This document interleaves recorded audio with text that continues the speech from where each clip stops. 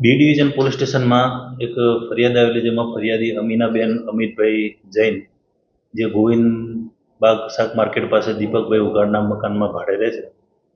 એમની ફરિયાદ જોતા હાલ મરણ જનાર અમિતભાઈ તથા તેનો ભાઈ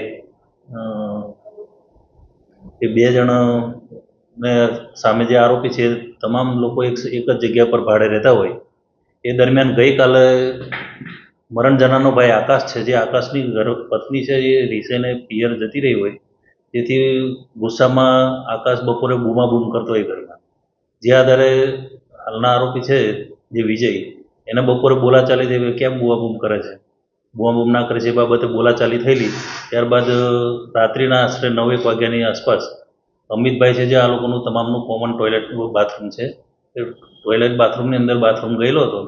એ દરમિયાન આ કામનો આરોપી જે બહારથી ખખડાવીને કોણ અંદર ગયો છે આમ કહીને ગાળાગાળી કરીને જેમ તેમ બોલીને એ કરીને બોલવા લાગેલો, ડોલ પછાડવા લાગેલો. તે દરમિયાન બહાર આવતા એ લોકો જોડે બોલાચાલી થઈ, બોલાચાલીમાંથી ઝપાઝપી થઈ.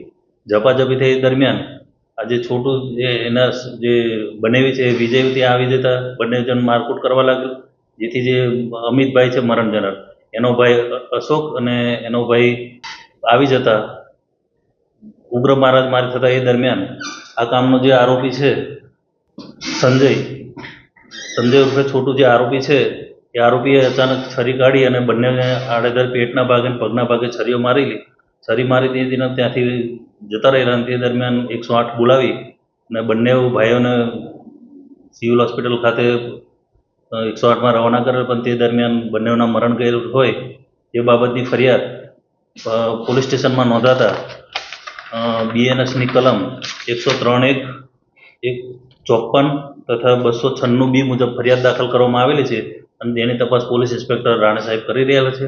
અને હાલ ગણતરીના કલાકોમાં બી ડિવિઝન પોલીસ સ્ટેશનના સ્ટાફે આરોપીને ઝડપી પાડેલા છે અને હાલ ધોરણસર અટકાયત કરી આગળની તપાસ ચાલુ હશે.